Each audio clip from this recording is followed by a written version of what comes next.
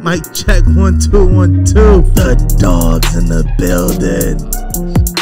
We live. Yeah. Can't be in this shit with me, man. You know how we do over here at the UUcast. Hey, mic check 1 2 1 2.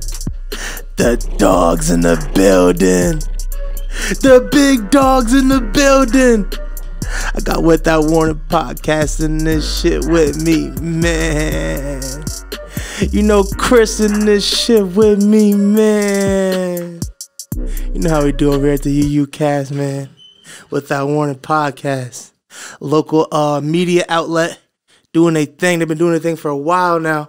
Over a year at this point, huh? Yeah. It's been just about a year now. A little over a year, right? Year and a half now. Yeah, you move that mic a little closer to your face for me, bro. You guys got another partner too, right? Noah? Yeah, Noah, Miles, and John, they're also involved in the podcast. Oh, you guys got a whole bunch of partners. Yeah, we got a nice little crew behind us. Yeah, that's good. You guys work well together too.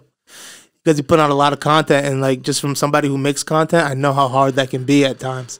Just to be like, constantly even coming up with ideas and constantly creating those ideas. Yeah, 100%. I think one thing that's worked best for us is like we've been best friends forever. We've been friends since 6th, 7th grade. So kind of the work process, especially talking with something about music, like something we're so passionate about, it just flows so easy. You guys are all from the same area? Yeah, all Albany, born and bred. Okay. Yeah, okay. we all played football together. Okay. Noah was the quarterback, Joey was the center, I was the right guard, so we all did. Oh, you guys are all that's like the right guard, the center, and the quarterback is like you guys got it in the tackle, the left tackle. What was he, right-handed or left-handed? Oh, the left tackle? Yeah, whatever his opposite dominant arm is the most important tackle. 100%. Yeah, Noah was a righty, so definitely tackle. left tackle was most important. Yeah, but those three, if you got a good center, a good guard, and a good opposite dominant hand tackle, that's really all your team truly needs. Like from there, if your quarterback's good, then he can make plays. Like, you know what I mean? The game is centered for the offense, so. Yeah. But yeah, that's cool. That's good. So you guys been together since middle school, and then you grew up, and then you guys were like, "Yo, we all like music," and I've assumed that you guys all recognize the shift from the economy into a more content consumption based economy. Yeah. Because that's what I did, at least. I'm looking at the landscape, and I'm like, man, it seems to me that the most valuable resource in this day and age is attention and content, and getting people's attention. So I assume you guys recognize that, right? And you were like, well, let's do this. Yeah, 100%. I think it was it was the end of our sophomore year of college. We were coming back for summer. Aside from our summer jobs, we weren't really doing anything. And music has been something ingrained in all of our lives since our youth. Whether it was listen to 50 Cent's Get Rich or Die Trying with my uncle. Amen. Or you know what I mean? It's just always been ingrained in our lives. So we were we have these debates in our group chats all the time. Let's just put some type of formality behind it. Yeah, get out there. Step into the unknown. I talk about that all the time on here. Just, step into the unknown and put yourself out there. And you never know what you're going to end up with. And now you guys have built, a crazy following. And you guys have done so many things that, are helping to give framework to, these artists out here and, contextualize the things they put out. Because I don't know if people realize this, but the relationship between the media and the artist is a must. You see what I'm saying? It's one thing to be making music, but then it's another thing to create a discussion around that music. And as the artist, you can't really do that for yourself. It's not the same when when you're out there talking about this, that, and the third, and talking about your own music. It's like self-promotion. It doesn't have the same effect as when, somebody else is talking about your music, and you guys are providing that for the artist and for the people to help contextualize. Because sometimes people need to be told I don't want to say told what to think, but they need that seed to you know what I mean?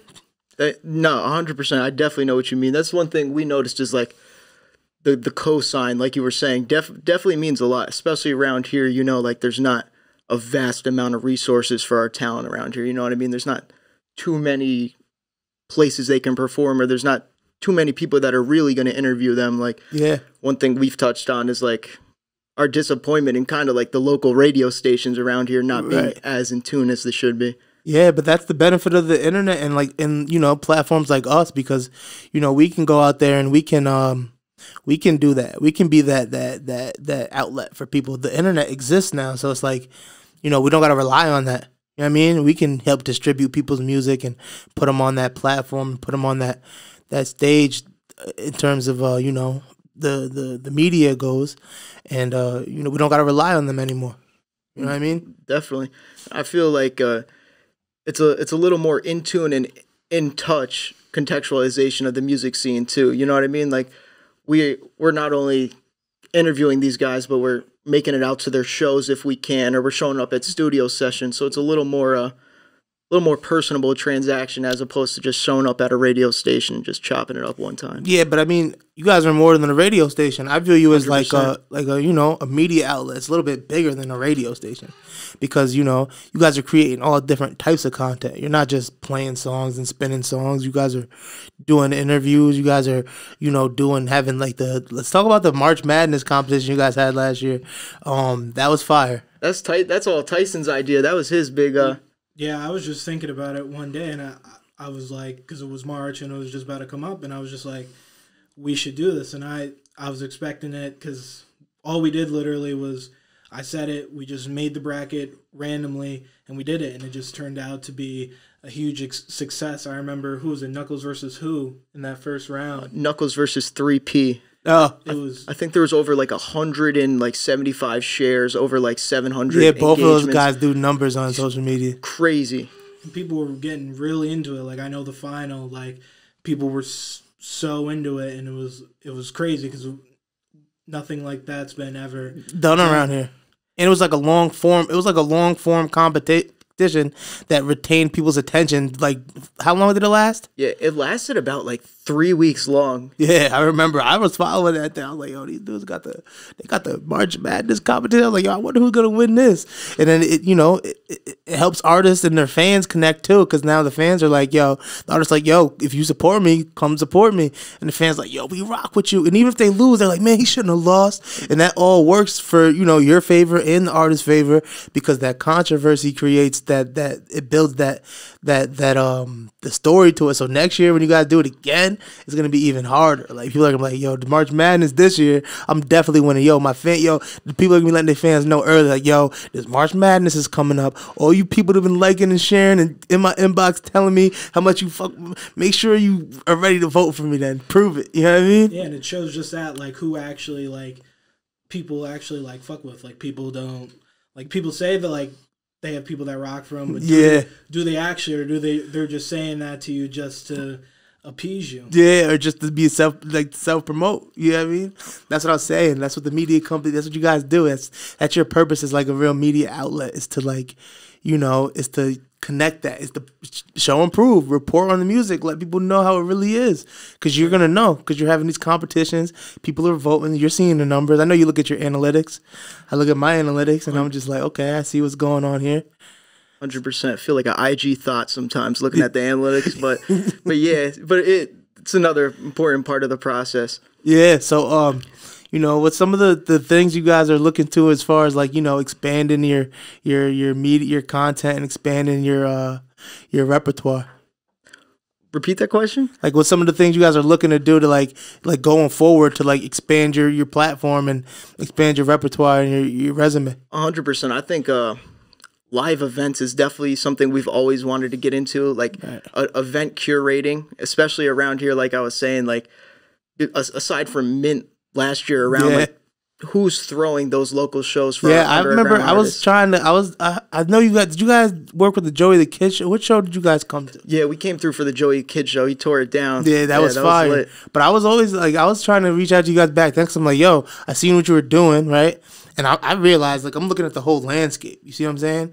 So I'm like, at the time, I was a promoter. You know what I mean? Okay, this is my spot. I'm promoting events. So I'm like, let me work with this media company, and we can really help, build word around these events, and really. But that's what you're supposed to do. Like, that's how it's supposed to go. Like, all these, I don't think people realize how intertwined all of our careers are. Yeah. You know what I mean? I think they're looking at it like, I'm gonna blow up, but like, bro.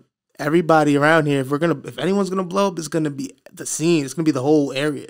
And people don't realize like how much it takes to like produce a show, or like it's more than just recording a song and hoping like it blows up. There's so many jobs in between in the music industry that makes it all flow together. Yeah.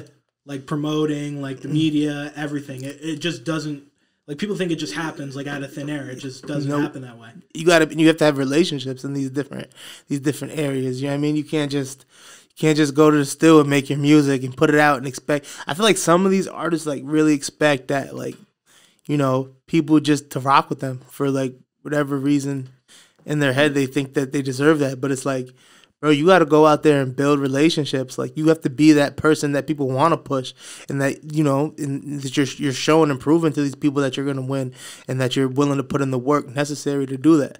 Yeah, definitely. And I think those are two things like artists not fail to do, but like they try to take the backseat to, is like networking and working with other people. Are like two of the easiest things you could do to expand your brand, but like people just don't, just because like they're either too cool for showing their face or like, oh, like I want to be there, so whatever it may be. But like networking, showing your face at events, like really meeting people at a genuine level, it takes your brand so many different avenues. So much further. And just, I guess, yeah, exactly. I think a lot of people do like that too cool for school thing. I think that's what it is. I think a lot of people like look down on like having to promote themselves, but it's like, bro, I don't think you realize how much these mainstream artists put into their promotion. Like 100%. They spend millions of dollars on promotion. Like a lot, like the majority of the money that, you know, you have to recoup when you sign, like the money that they loan you, the labels loan you, the majority of that, bro, is gonna go towards promotion. Yeah. You know what I mean? Yeah, you gotta pay your studio fees, you gotta pay your beat fees, you gotta pay but the rest of it, all promo. Bro. Especially if you're throwing it, like if you're gonna perform at concerts or go on a tour, like you need to spend all that money on promo. People aren't just people having people show up isn't gonna cut it. It doesn't exist. You're just gonna be broke the rest of your life paying that loan back. Yeah, thinking that you just deserve this admiration and attention. It just doesn't, like, I don't know. It just doesn't work like that. And people, especially artists, like if you take your career seriously, you need to realize sooner than later that, you know, having a strategy and having a plan to get your content out there. I mean, even look, our content, like, you know what I mean? We have to promote that. 100%. Like, you're here, I'm here, we're here with each other, promote each other. So it's like, I don't understand why these artists don't think that they have to do it. You just got to, like, bet on yourself. Like, that's the thing I've heard from a bunch of artists. Like, at a point, you're going to have to shell out some money to, like, do a show or shoot a visual or do whatever. Sometimes, like, that's just how it is. Like, people, like, I don't get why people get mad, like, oh, I got to pay $500 for visual. Like, what do you think? He's just gonna do it himself. Like, it's time, not money. Like, this isn't his full time. Ace is gonna shoot it for free. No, yeah. I mean, they should know that though, because they should know that. But you know, I get people like that all the time. Like, you know, people, they slide in my DM and they, you know, they shoot me whatever, and they're just like, yo, like, here's my song. Like, and I'm just like, okay, like, what am I supposed to do with it? Yeah, what am I supposed to do with it? Like, I'll listen to it. But, like, I'm assuming you're hitting me up for a specific reason. Like, go ahead, speak your mind. Because, like, just because you're sending me your song, I'm not about to jump out the window for you. You know what I mean? Exactly. And also, back to, like, the networking thing, not every artist is going to be Playboi Carti. No. Like, you can't, there's a certain aesthetic behind him, and that's Playboi Carti. And, like, I feel like that's what some artists look towards. They're trying to create an aesthetic behind them or a feel, but at a certain point, especially at this level around here, you just got to be getting content out there. Yeah. Like, whatever it is, don't. But even Playboi Carti, don't you think that even Playboi Carti, if he like took the time to like really put in his promotion and he kept working, that his numbers would be, because his numbers aren't that great, like, you know what I mean, and his album isn't very well received, so it's like that's not even working for him. You know what I mean? Yeah, I would say yes, and like in long term, if they were to push more money towards promo and just like putting him out there, his numbers would do better. But I feel like that brings like the majority of the allure to his music is like he's this like mystical creature. Exactly, like he's this kind of like untouchable, you can't get next to him type of feel. You know what I mean? Yeah, but I mean, You don't got that can't get next to him type of money, like, you know what I mean? So it's like Definitely not yet. It's like you gotta sacrifice at some point. Like, who would you rather be? Would you rather be Playboy Cardi or would you rather be Drake? Like, you know what I mean? Business wise. 100%. So it's like, I guess it all depends on the person at the end of the day. But yeah, so who you guys rocking with? You know what album I'm really rocking with right now? Well, The Lil Uzi Future album. you fuck Baby with, Pooh. yeah, you were bumping that heavy out there. Oh, damn, I've been bumping that shit for like a week. It's some change. Bro, I honestly, people are going to hate me for this. I love Whole Lotta Red. Yeah. Like, I genuinely, That's your vibe. I enjoy the project just as much as I enjoy to Dial It. I've been bumping that out the ass the last few weeks. Yeah. Wait. So what's that? Is that another? I don't really listen to Playboy Cardi. I'm not gonna lie. I haven't really listened to him at all. I respect it. Yeah, I mean, I guess the aesthetic I kind of like from him, from this project, is just like the production value is insane, and he's bringing more of like a techno trap kind of feel mixed with punk rock, I should say. It's very different than whatever else is coming out in trap right now. Yeah, Playboy Cardi. I like the In New York I barely rock. I like that song. But the rest of them, I need a little substance. You know what I mean? I feel you. I need a little substance. And so you know how it goes, man. Like, anybody else? Who else you rocking with? Outside of here, Busy Banks, heavy from Brooklyn. Who's Busy Banks? Busy Banks, you're gonna be hearing about him heavy in the next year. What type of music does he make? Drill. Straight. Drill? At your head, you're driving 130 in the car. Like gangster rap drill? Yeah. Busy Banks? Busy Banks is hard. He's definitely he had an unreleased song with Pop Smoke before he passed. I don't know if that'll ever come out. Oh yeah, I think I seen you post about that. Or I seen somebody post that and they called it like, they're like, yo, next Pop Smoke, I'm calling it now. Yeah. Does he got like a brush cut? Yeah. Yeah, I seen him. That's lit. So Busy Banks, I'm gonna keep a lookout for him. Yeah, the vibe I get from him, he takes more of like the traditional Chicago drill, just like right at your face. But he includes his own New York sauce in it. Yeah, you know? I feel like New York is coming back. 100%. I feel like New York is coming back. For a while, I was like, man, New York done fell off. Like, but then Pop Smoke came out. I mean, you know, I know it's crazy to say, but 6ix9ine helped with it, and then Pop Smoke, and then I always rock with A Boogie. That's like probably one of my favorite artists. But like, you know, I feel like just the resurgence of New York is like that new sound, Fabio Foreign. Yeah. Like, I feel like that's really brought us back. Yeah, I think you're gonna just keep seeing New York solidify itself as just like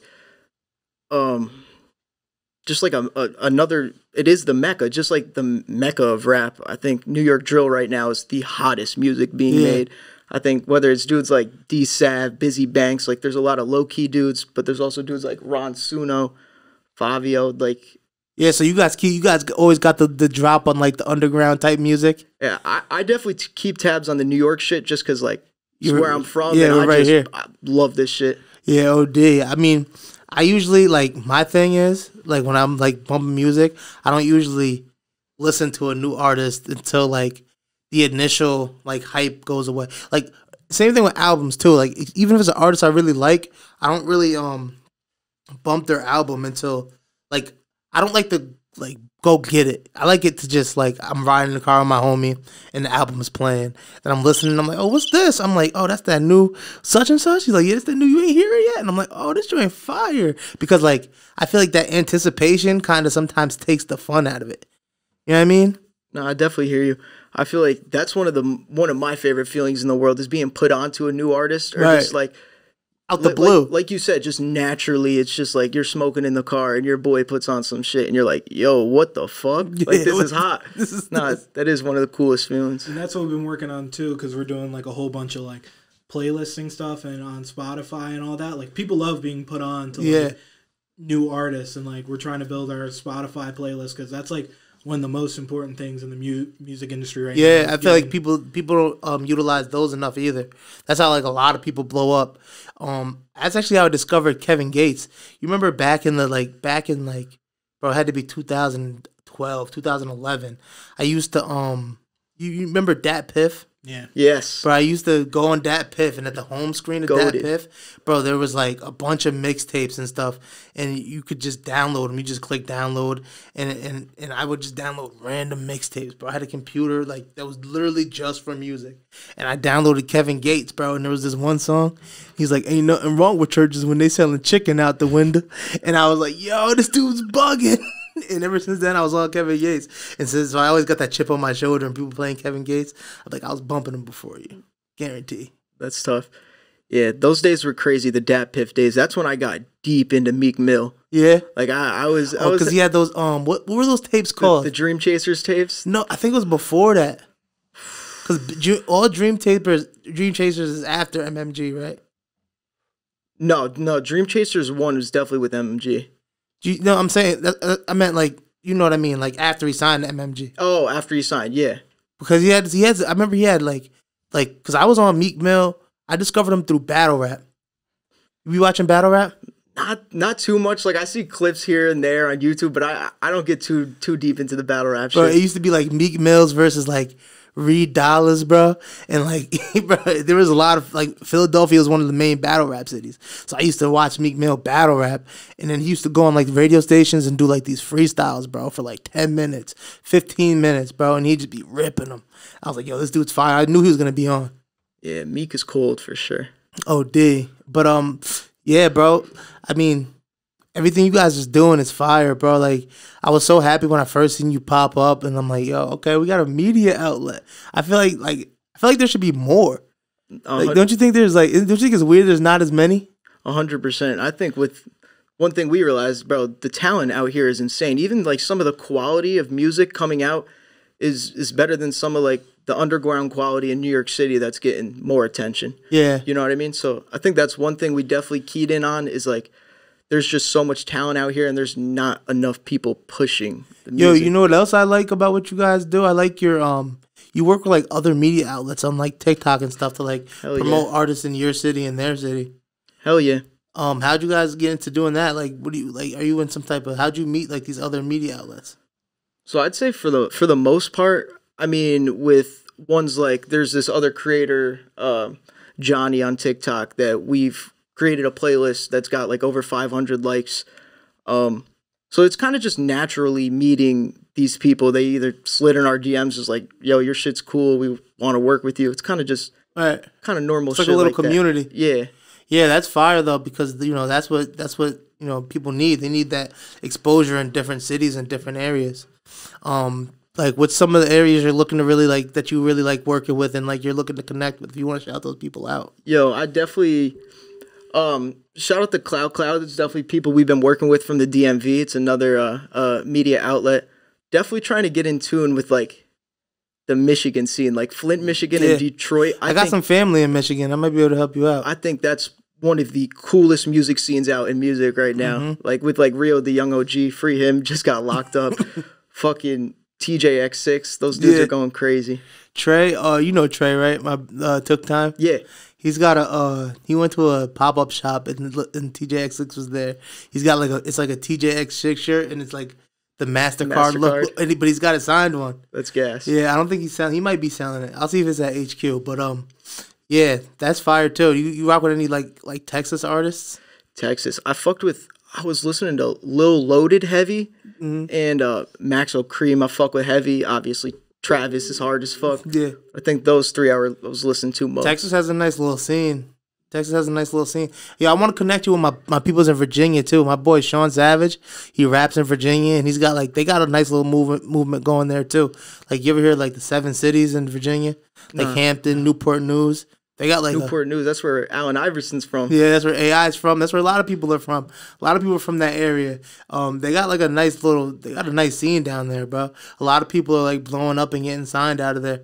That's tough. Newport News, Virginia, and like that North Carolina area.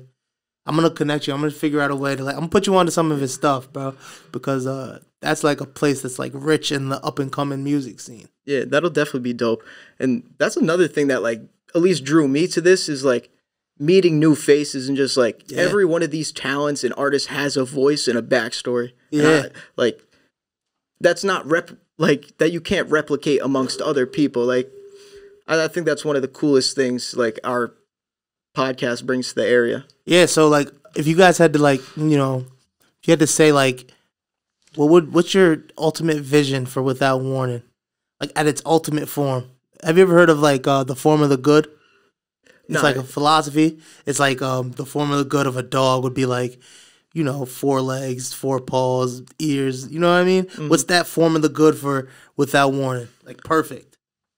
You want to go with this one? I'd at least for me, when I think about it, is just being able to scale it up and being able to go to these concerts, be able to go to these shows, but also still help out these up and coming artists. Maybe become an A&R one day, maybe help out that way, but just being able to help the artists and produce content I want to do myself. Like when I say I made Without Warning, it's because I wanted to like have an artistic outlet for myself, because I can't rap for shit. I'm not a rapper. I know my lane. We tried doing that shit when we were like 15. It's just not working. But I enjoy writing and saying my opinion and stuff like that. So just being able to be our own media company and being able to talk about the artists that are unheard. Because so many around here, like you said, there's not any media outlets. So if you're not in the Times Union or you're not being played on the radio, it's quiet for you, kind of. Yeah. Unless you really build a cult following from the ground up. What about you? What would you say? I would definitely say, like, I think a few outlets definitely stand in mind, kind of like building ourselves to the platform of something like a Complex. Right. Like Tyson was saying, still like giving out our traditional blogs, but it's just like full form media outlet, whether it's hip hop, politics, sports. Like I feel like eventually I definitely want to branch into like just becoming a household name in media itself. Right. You know what I mean? Like a CNN or like a fucking like a news channel. Yes. I kind of got the same vision. Like that's why like I really like, you know, I want to see you guys win, because like, you know, I feel like we got like a similar idea of what we want to do, and like, you know, the more people doing that type of thing, the more likely this whole scene, the health of the scene, is to mature and move forward and grow. You know what I mean? The more fire content people are making, like people are gonna be way more into it if they see 4 or 5 blog posts about. And I want to get other people involved too. Like, you know what I mean? I want to get, because you know, there's a lot of people out here who might want to, you know, do that, write blogs, or might want to, you know, they might be interested in the scene too. They just don't know how to share it with other people. You know what I mean? So, you know, it's important for people like us to really go out there and be pioneers in this industry, this media outlet industry for the area, and, you know, even beyond the area. Yeah, and like you said, like people don't have to rap to necessarily be in the industry. And also, I remember you saying before, like, why aren't there as many? I think the biggest thing about being an outlet or doing production is that there's not necessarily like a straight path to like being your job or income. Like for a rapper or producer, it's like, okay, if I get signed, then I'm set for life. But for like a podcast or like media or whatever, there's no really a straight path, or it's so unexplored that there's no, like, you look at Joe Rogan, like he just signed a deal for $500 million. Absurd. Even boy got that back. That's when I started this. Like, yo, he signed for what? I was like, let me start a podcast, bro, because they paid me. And I'm happy that happened, because it shows like this is like where there's a will, there's a way. Stuff is it's the next wave of. It's definitely just going to keep getting bigger and bigger. The next and bigger. medium. So like, I think that's what also drawed me to it, because like I'm an adventurous person, bro, and I'm like I'm a risk taker, and I'm like. I'm a maverick, if you will, and I'm drawn to the unknown. I'm drawn to that darkness, that area where there's no really, because I believe that the chaos is where like the biggest reward is. You know what I mean? I feel like the sweetest fruit is in the most dangerous forest that nobody's explored and no one's cultivated, and you're just going through there ain't no map. You know what I mean? Because I feel like if there's a map, then too many people have reached there and too many people have picked the fruit. So you're not getting the best fruit. You know what I mean? But the roads that are just like unknown and no one's really been down there yet and it's unpaved, that's where like the biggest rewards are. So that's why I was drawn to this, at least. 100%. And I like what you said there is like lost my train of thought. but exactly, or yeah, I know what I was gonna say. On the other side of like being comfortable is where you're gonna find the best things. Like you gotta go through those uncomfortable situations to get what you really want. Like you got to do shit you've never done to get like something you've never had. You know what I mean? Like, there's certain things you really got to put in to get where you want. You got to put in that work, and if you're getting comfortable, You have to find a way. That means it's a good thing if you're getting comfortable, because it means you're handling the new things you took in on your plate. But that doesn't mean stop. That means, okay, you're comfortable. Enjoy being comfortable for a short time. Okay, you got this. You done learned this. You picked this up. You handling that. Now step it up. Get uncomfortable again. Get uncomfortable again. Move forward. Get uncomfortable. Adapt. Get uncomfortable and change. You know what I mean? And then eventually that's going to become comfortable. That's going to be your new comfortable. But guess what? 2 different comfortables. Definitely. And I feel that with like artists and stuff, especially locally. Like sometimes they get that one big popping song that pop off in the 518 or even beyond that, and then they just get too comfortable, and then it's like there's nothing. They don't do anything else, and they just fine with being a big fish in a small pond. I think that's the main thing too. I think that they get comfortable with like a song blowing up in a 518, and they don't realize like, yo, the 518 is a sample size. You know what I mean? People generally like the same things. So it's like if your song can blow up in the 518, that song can blow up in the world. You know what I mean? 100%. It can blow up in any city. So take it to the next city. Like it's so simple to like just like, with like Google ads and Facebook ads to just set it to, okay, you blow it up in a 518, set an ad and run it in Poughkeepsie, run it in Utica, run it in Syracuse, run it in Buffalo, run it in Kingston, you know what I mean? Run it in these areas further around and expand your territory. And it's not as hard as people think, you know what I mean? That's the crazy thing with TikTok too. Like you have all these artists coming out of nowhere just having these songs blow up, and I think it's like an awesome thing that these artists are doing this at. Yeah, I do too. But pull up their social medias. You know the vibes, man. We got With That Warning podcast on Instagram, man. Get at them, follow them. They're always putting out that heat. Man. Shout out to them. And then we got them on Facebook, man. With That Warning on Facebook. Their branding is impeccable. Yeah, go like they page on Facebook, man. Support everything they do. You know the vibes. Go back to me. Yo, you guys, you're great. You can do anything you put your mind out to. The world is your oyster. The world is your chessboard. I believe in you. Believe in yourself. You don't need to wish on a star. You are a star. You know the vibes. We out.